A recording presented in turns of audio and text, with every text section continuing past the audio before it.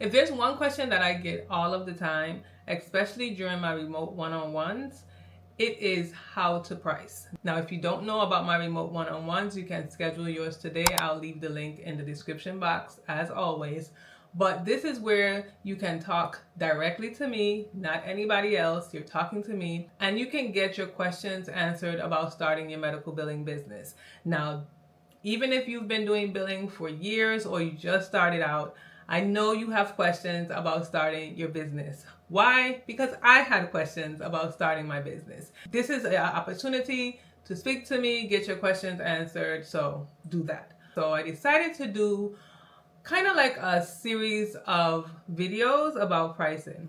And the question read something like, is medical billing lucrative enough to quit your 9 to 5? And I'll put the comment on the screen.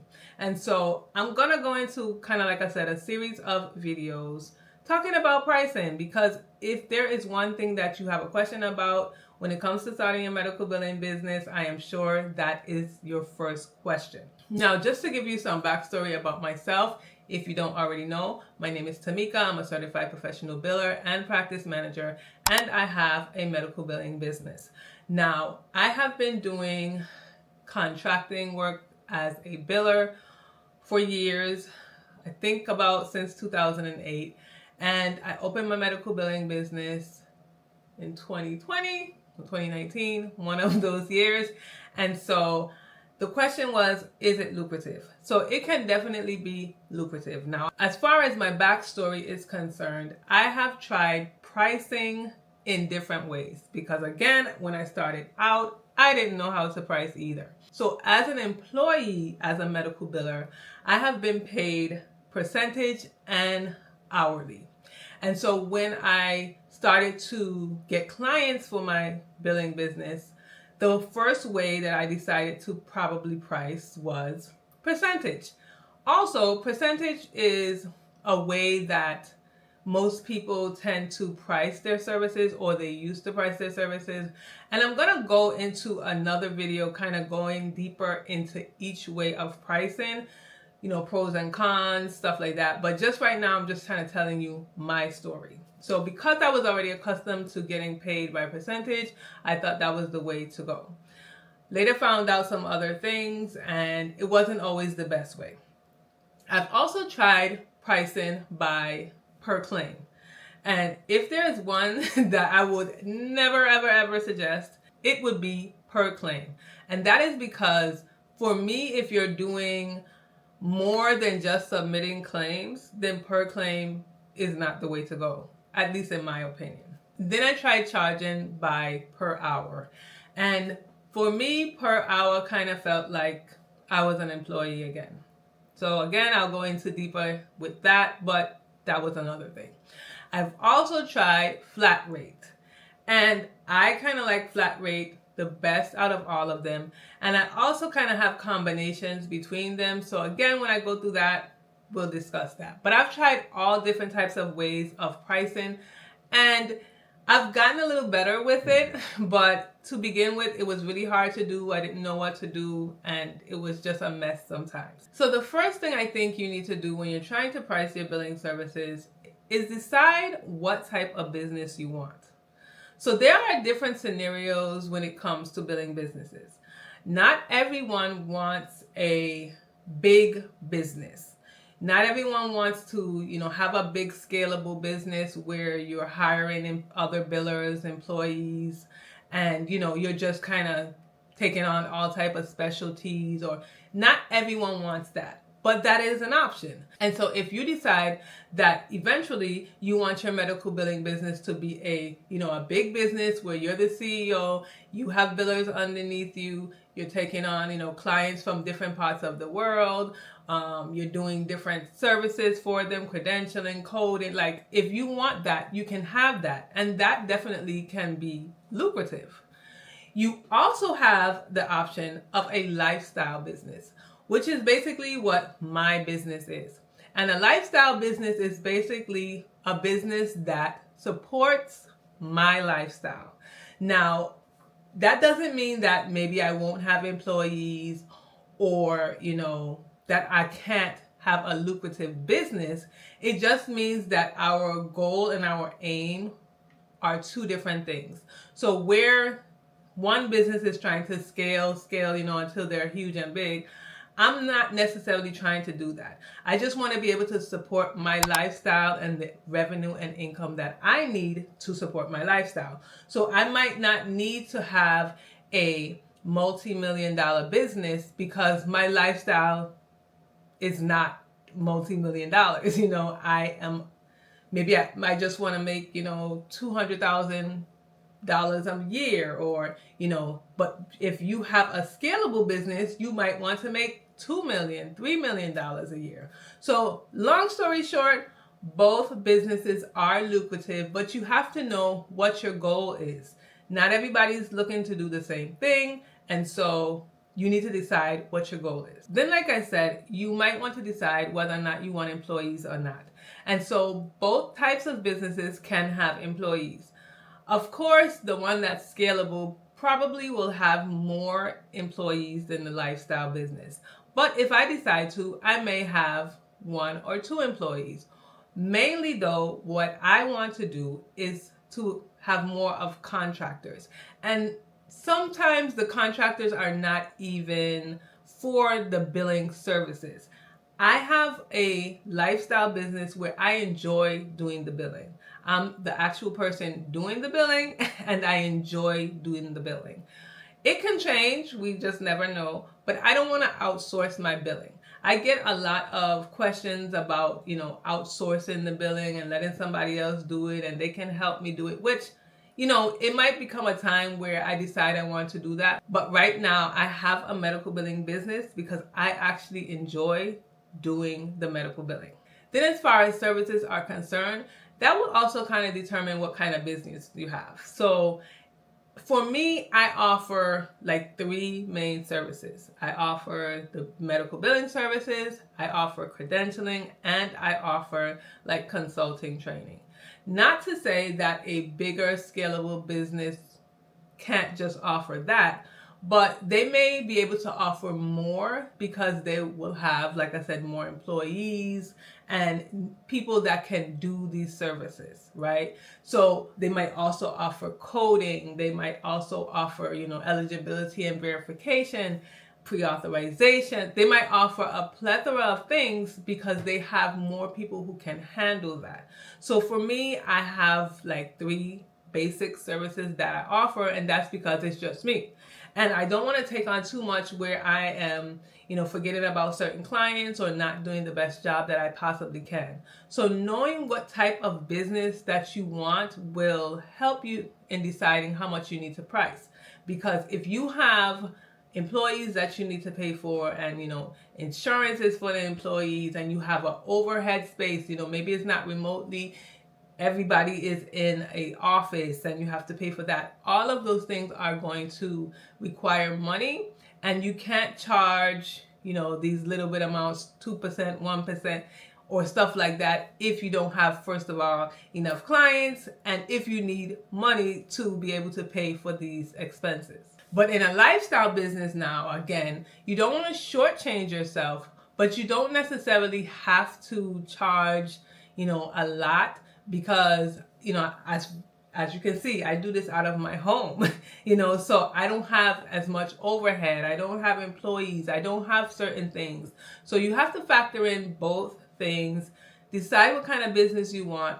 Don't let anybody try to decide that for you. And then that can first help you with pricing. Now, pricing is subjective, and the value that the client and you place on your services are all subjective.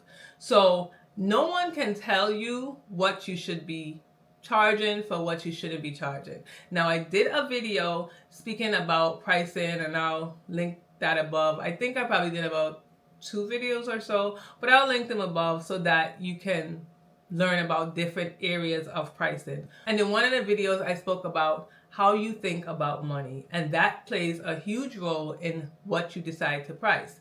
Because if pricing is subjective, which it is, and I decide that my services are, should be valued at, let's just say 5%, but you think, oh wow, that's way too low, it should be 10%, there's nobody who's really wrong about the price. Now, you might be able to get clients that pay you 10%. I might be able to get clients that pay me 5%.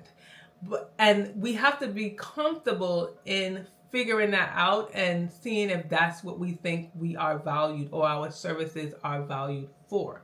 So no one can tell you that you are wrong for charging this amount. Now, don't get me wrong. If you are in a specific area and let's say everyone's charging, 6% for their billing services because you've done your market research and you notice people are charging 6%. That, number one, doesn't mean that you have to charge 6%, but you might want to be close to that. And if you decide to charge more than that, then there should be some type of reason that goes along with that, because not every client is worried about price. For me, at least, I prefer quality over quantity, meaning money. So I would pay more. Let's say, for example, if I went to go and get my nails done, and you go to the regular places where you go pay, I don't know how much it costs because I don't do my nails.